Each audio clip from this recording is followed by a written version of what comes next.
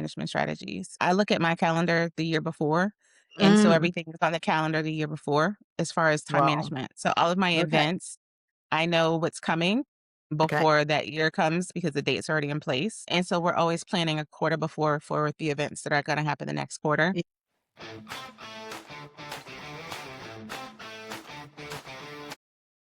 So, welcome to You're the Boss podcast show. And today I have Chanda Coston with me. Chanda is a business strategist, a Navy veteran, and CEO of Chanda Co., where she equips women over 40 to move from overwhelm and scattered effort to structured, profitable execution. With more than 20 years of leadership and project management experience, Chanda specializes in decision clarity, strategic structure, and building clear courses of action that turn vision into measurable results. She helps capable women stop operating reactively and start building businesses that actually work, anchored in systems, milestones, and measurable momentum. So, Chanda, welcome to the show. Hi, thanks, Ange. I'm excited to be here. I think this is going to be a great conversation, one Yeah. that's much needed uh, per Mm. usual. Yeah. Yeah, I love what you're doing. I absolutely love what you're doing, and I especially what resonated me with me in that intro was the scattered part. Yes. Yes, So for sure. anyone that's feeling scattered, check out Chanda. Okay, so you were in the Navy actually originally, right? So I did 10 years US Navy, enlisted. 80. Yes. Great place to be at the Mhm. moment. It was what I needed. And so I think it was divine for sure. So what kind of skills did you pick up in the Navy that have helped you in your business and helped the people you help? For sure, the structure and the discipline, the tenacity to like get her done no matter what, and there's just a go get itness that you get being in the military. For those, I won't say everyone, but definitely the people who embrace the culture and that take it serious and that rise to the top. And so I enjoyed my time in the military. I think it was value added for sure. I love that Yeah. because it kind of sends the message that, "Hey, you've gotta work," right? This just Yeah. not does come. Yeah. Yes, for There's sure. gotta be some elbow grease in there somewhere. Put them sleeves up. Let's go. So what led you to leaving the Navy and then moving on to did you immediately start your own business, or was there something in between? No, it was a journey. I went into the military because I left an abusive marriage, right? Okay. And I had 3 small children. And so I got stability in those 10 years and I realized I wanted to be home with my children. And so that required me to leave the military to do that. And so I left the military and became a mom and I went to corporate. I didn't go directly into entrepreneurship. And from corporate I was like, I think I want to do my own business, but I wasn't really sure what that looked like. And I was thinking, long term, I need to have insurance. So I went and worked for the government directly. And here in America, if you work for the government and you don't retire from the military, you can buy back your military time and it counts towards your government retirement. Okay. So, yeah, so I went and did that. I'm going to work for the government and I bought back my military time. And then I left the government then I went off to do great things as a government contractor, but I worked for myself. Okay. Are you still entitled to that retirement? Yeah, they You can't take are, it from yeah. you, so it's Right. sitting there. Okay, that's good. I was with the government for 4 years, and I had 10 years military time, so I have 14 years sitting over in government retirement system, should I ever decide to go back. But they would have to yeah, it's there. Which you're not gonna But do, right? when I so, it was like insurance, I don't know. At the time, it made sense. Okay. But when I left there, I did leave because I wanted to be a government contractor and I wanted to work for myself. And Right. so I had set my company up, but I couldn't actually work in my company because it was a conflict of interest. But right after doing that, I lost my brother to gun violence. Oh, I'm So, sorry. yeah. And so even though I started the business, I got contracts so I could make money in my business. My focus was on building my nonprofit. And Okay. it was in that space that I realized, what is this mentoring thing, this teaching thing? Because I had a mentoring program for young adults in the community. uh, and I would teach classes in the community. We called them life skill classes. And so I realized there's something to this. And so I started pursuing coaching myself. Uh-huh. And my peers would say, "Can you coach me? Can you mentor me?" And I was like, "Well, what is this?" And so, as a consultant, everything is so professional, everything is so white and black, and and so, but there was an emotional component to coaching that I didn't realize that I enjoyed that Okay. was very aligned to consulting, right? Because you teach in Mm, both facets, mm, but as a mentor, as a coach, there's a part of you, one that you get to be creative because it's yours, but the other part is you get to watch things go from idea to completion, or you get to watch someone grasp a concept, begin to understand it, and kind of bring it to life in their own, mm. way. And I was like, well, I like this. What is this thing? Yeah. And so that's kind of what got me on this journey for sure. I think with coaching as well, you get to see the results right in Yes. front of your eyes. Yes. That's so gratifying, Yes. right? That you It make is. Well, you see the results in consulting with the government, but it's so mission focused. It's mission, mission, mission, mission, mission. Let's go, let's go, let's go. Burnout, burnout, burnout. yeah, no, we don't want that. You did a good job, but let's go moving. Let's get going, right? To the next thing, right? The next big thing, the next big thing. So, Oh, okay. yeah. All right. So there's a lot to unpack in everything you've just said. So first of all, you mentioned that you were in corporate or in the government, wherever, and you were working after the Navy. And Mm-hmm. then you decided something came up in your mind that you decided, I want to start my own business. Hmm. What was that? That was realizing, well, when you're in industry, you realize that there's a lot of, well, I realized there was a lot of money in government contracting. I was like, well, there's a lot of money here. I'm good at my job. So why not do it for myself and make lots of money? It was like a no-brainer. Nice. Nice. Okay. Is this one of these things where you bid for the project?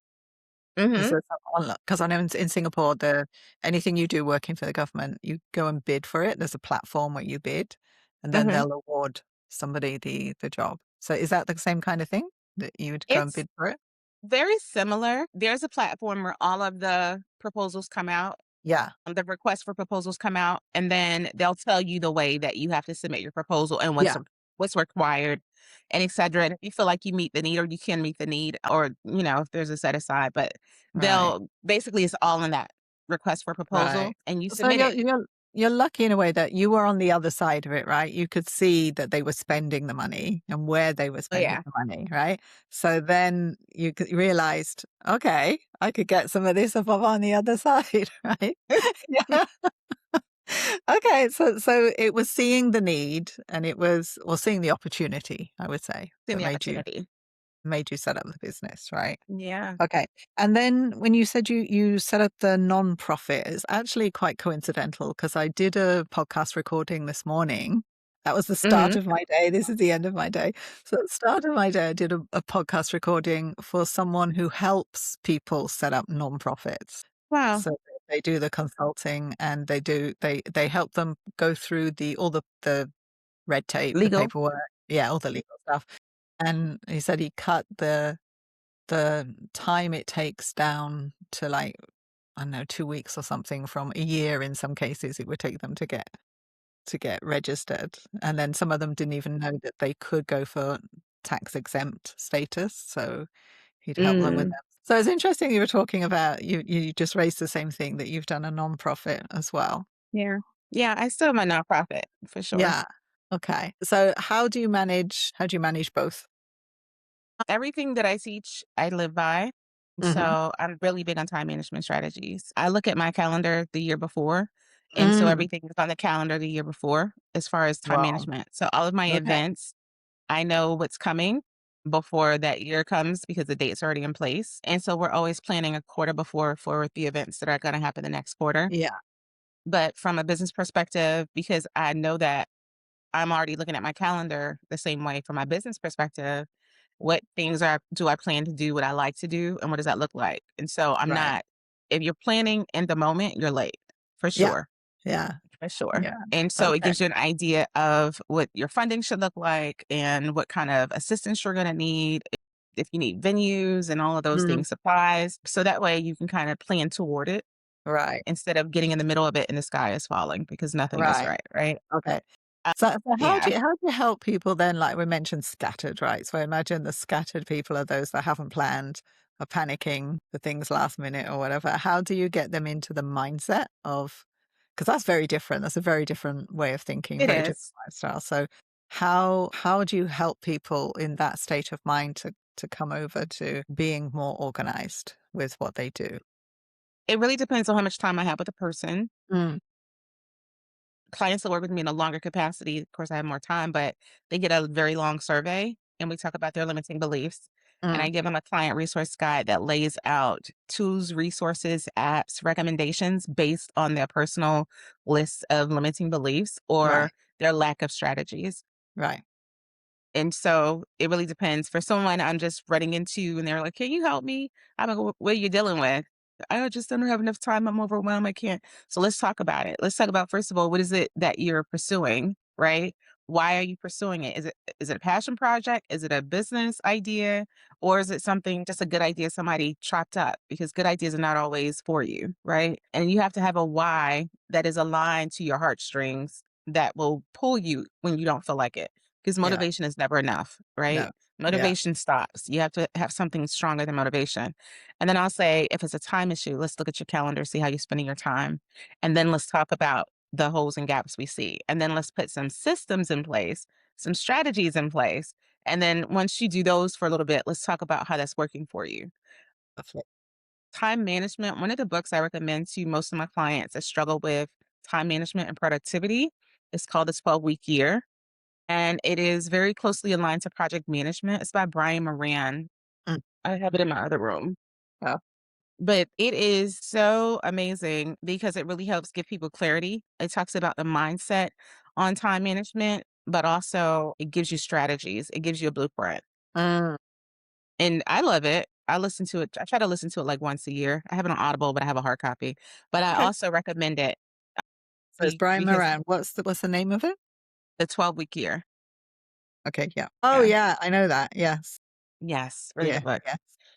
Um, And so once we go through their calendar and we see what they're doing, a lot of times they'll find that they are wasting their time, right? Doom scrolling, not being productive. And they'll say, "Oh, I have a to do list." But the to do list is not moving outcomes. It's like a busy work, right? Running in place is not the same. And so it's having those conversations to allow them to understand the holes and gaps in what they're currently doing and how to fix that. And then giving them simple strategies to fix it.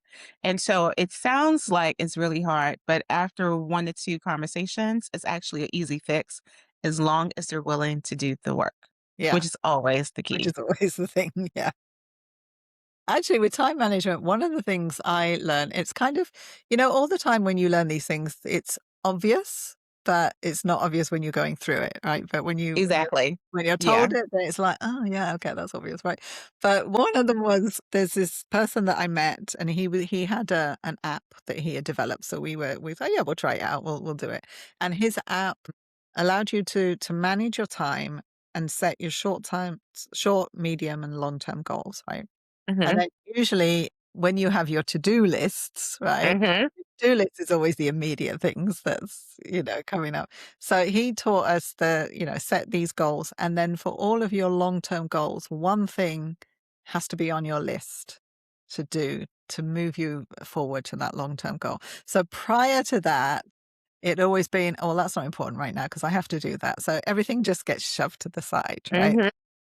So your long-term goals never get met because you're not doing anything. So when I got this app and then I put it into place and then I started realizing, oh, okay, right. Yes, you've got to Yeah. actually work on your long-term goals at the same time. And You do yeah, not, put to work anyway. it was always on tomorrow never comes, right? So that was an awareness that, as I said, it's obvious, really obvious. But when you're in it on the day to day, Mhm. you're just focused on what's there in front of you that's got to be done, Yeah. right? That's not the way to really organize your time.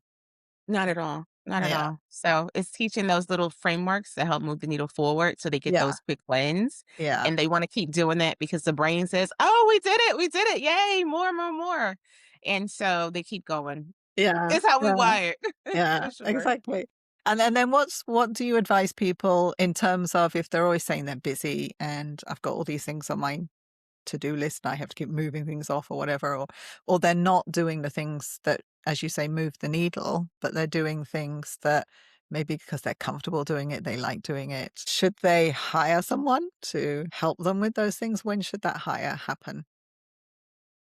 One, I think self-awareness is key in all situations, right? You have to be willing to do the work to know yourself. Mm, The other thing I do tell people is accountability is a beautiful thing. And the reason I say that is because, and I quote this statistic all the time because it is so mind blowing what we're willing to do because someone else is watching. If you tell someone about a goal, you're 65% more likely to achieve the goal because now someone else knows about the goal. But if you have someone checking in with you on a regular basis with that same goal, it increases to 95%. That wow, is like, whoa. that's So huge. I am 95% more likely to achieve something if I have someone checking in with me on a regular basis because Right. now they're looking over my shoulder and they're asking me about this thing. I'm not willing to do for myself the thing that I said I wanted, but I'm willing to do it for you because next week you're going to ask me and I know you're going to say, "Hey, how's that thing going?" And I have to have an update for you, okay? And that's Even so though it's funny. my Yeah. stuff. Yeah. Yeah. And so it's like, okay, there is power in that and how the brain works, Yeah. right? And the psychology of that. And more people need to tap into that. So I am really big on telling people community, community, community. Right. Even if you're not in a paid community or paid program, get with a person you trust that is going to hold you to the fire. Get with a community. Even if you can't afford a community, Facebook has lots of free communities across different subjects, right? And so get somewhere with people who are like minded, who can Yes. support you in your wins, support you in your losses, but will keep you going, right? Yeah. Because now people are watching for sure. It is And important. so that is so key, like Mm. for success. And it also that stretches to also, especially with women, we tend to give to others before we're willing Hmm. to receive, right? As well. Yeah, It's this thing that we'll do, we don't do it for ourselves, we do for other people, but we should put that's ourselves fine. first. There's, the mask on the plane drops. You've got to look after yourself before you can serve You're others, right. or else you'll just be a wreck. I like that. Yeah, okay. So you talked about mindset, right? So the Yeah, mindset and these limiting beliefs. So everybody has them, right, to some yeah, degree. And can you just speak a little bit towards what are limiting beliefs if someone doesn't know? And sure. how do they stop people? Like commonly, what do you see that stops people? And then how do you move them forward? There are lots of limiting beliefs. Limiting beliefs are just that, as my daughter says, use your context clues.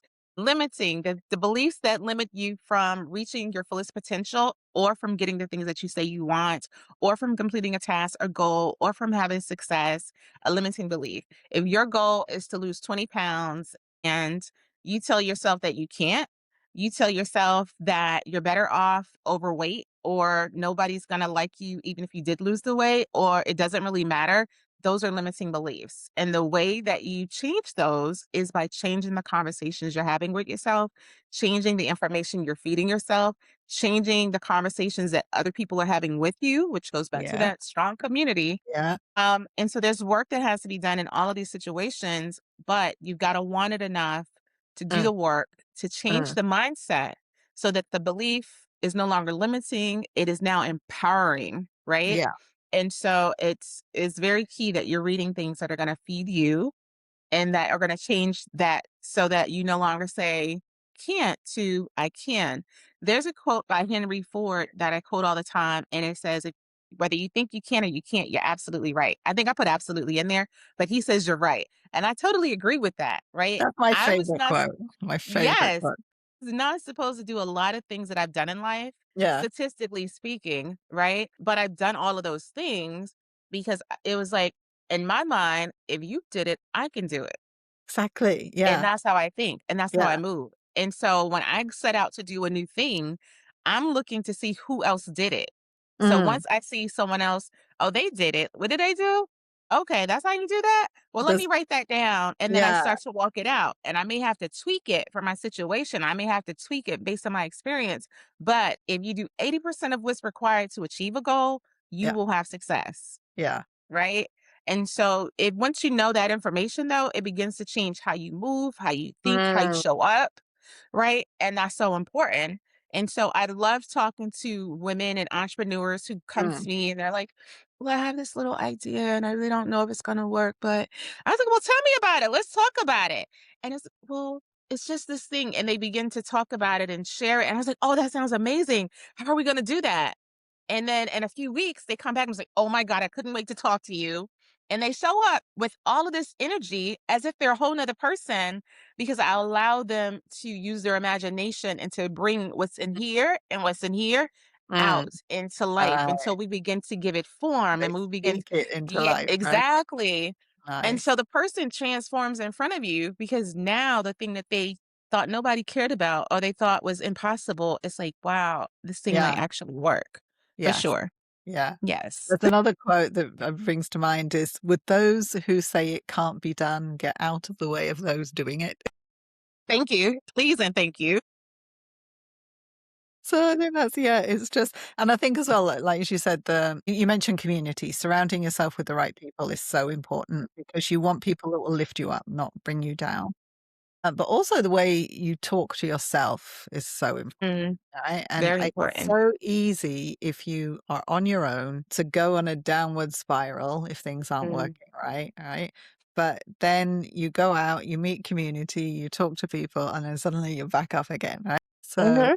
it's Yeah, so important. And then watching and catching when you're talking to yourself and it's negative. exactly. That's self-awareness for sure. Yeah. And it is, as I said, when I think as well, when you just say things, you put things out there, things start to happen, right? For sure. Yeah, this is what I've experienced is you actually say, this is what I want, or this is what I'm going to do.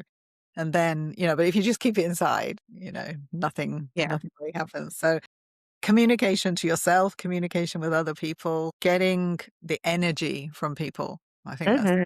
you want the positive energy, not the negative, right?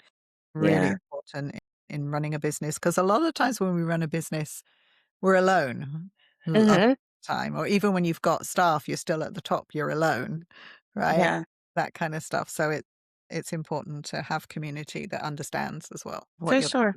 doing. Yeah, Absolutely. I think it's key. it is. Yeah. And then because we talked earlier before this podcast, and you said something that captured my imagination, I think, here, or made me think, oh, I want to speak to you a little bit more about this. And you mentioned, I can't read my writing now. Was there something in the transitioning? See, when you transition from one phase to another, right? And it's Mhm. transitioning in the right season of life, you said. Yeah. So can you talk to me about transitioning in the right season of life? So sure, most of my clients are coming to me because they're in a place of transition or pivoting, Yeah. right? And so it could be they're leaving their careers that they've did and they want to do a passion project or a passion business. They want to do Mm, something purposeful. They mm. may have raised their children and now they're thinking it's time for me, right? They supported their husband and they're like, now he's established, it's time for me, right? Yeah. And so life has given them an opportunity in space. And as we know at our age, we don't have all day. So we want to figure out like, how do I get these things done? Yeah. And sometimes we bite off more than we can chew. And Mm, so when they come to me with their book of dreams, and sometimes it's a large book of dreams, I'll say, let's talk about it, right? And I'll say, if you don't know which one you want to do, let's ask ourselves the 5 questions. And I call it a clarity compass framework, right? It's like one, are you passionate about it? Two, are you good at it?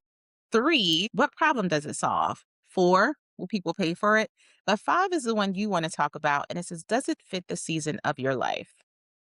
And the reason that is so important is because there are things in our lives that are non negotiable and it is what it is, right? I have 5 adult children, ranging from 32 to 21. I have 4 grandchildren from 10 to 5 months old. I have 2 aging parents in different states. right. I have a little pup named Sire, and I love to travel. I have a nonprofit. I have a business. So before I put anything else on my plate, I look at my non-negotiables, and I have my health like anybody else, right? I have my handy whoop, okay? Okay. I work out, right? And so I have things that are non-negotiable for me, and I need to be realistic about my capacity. Mm, And yeah. so as women, because we're naturally used to putting everyone's needs first, we're used to taking care of everyone else except for ourselves. Yep. When we finally get an opportunity to do this thing for ourselves, we don't always take into account the cost, Yes. right? And the Yes. space that we have for it. Right. Because conquering a molehill and conquering a mountain is not the same level of work, okay? And so it doesn't mean that you can't have the dream. You just need to be creative sometimes about the way you do it so Mm. that you can have it in a Mm. way that you can enjoy it.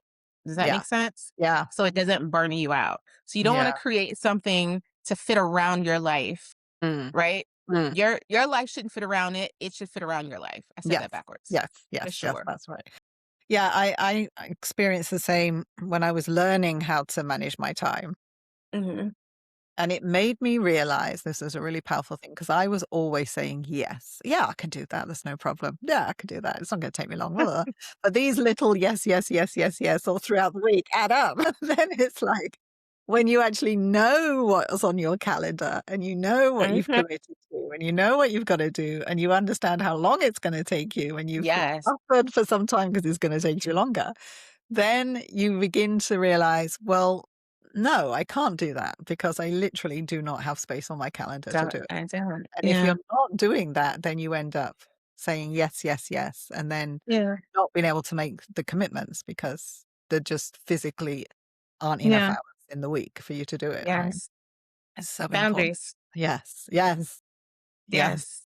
Yeah, and then Yes. does it suit me as well? Is it what I want to do as well? It's Yeah. not just for the other person. It's like, if I'm going to be spending time doing this, how does it benefit me in some way, right? Yeah, Whether for it's sure. just giving would be okay, but but it's just you've got to have a reason to do it as well. Oh, yeah, you do. I tell everyone, I'm like, you need to run it through a little framework when people are constantly asking to do stuff. Does it move your direction forward?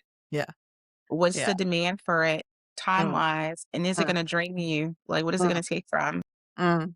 And then if it makes sense, then sure. But if it doesn't, be okay with boundaries. Boundaries Yeah. is the secret sauce to success. Yes. And like they For say as sure. well, no is a full sentence. It is. You don't Absolutely. have to explain why, it's just, "No, I don't have time," or Yeah. I'm not doing that." Yeah, and it's Yes. like also just, as you say, like, self-awareness and understanding as well what it is that feeds you personally, Mhm. right? And you don't wanna be spending time on things that don't, right? Those you can You'll be miserable. yeah. Yeah, for sure. Chanda, it's been so lovely speaking to you today and lots of wonderful pieces of advice you've been able to give out. So people want to find you, where do they find you? My website is chanda-co.com Okay? and social media is chanda 2 underscores co. So I would love to connect.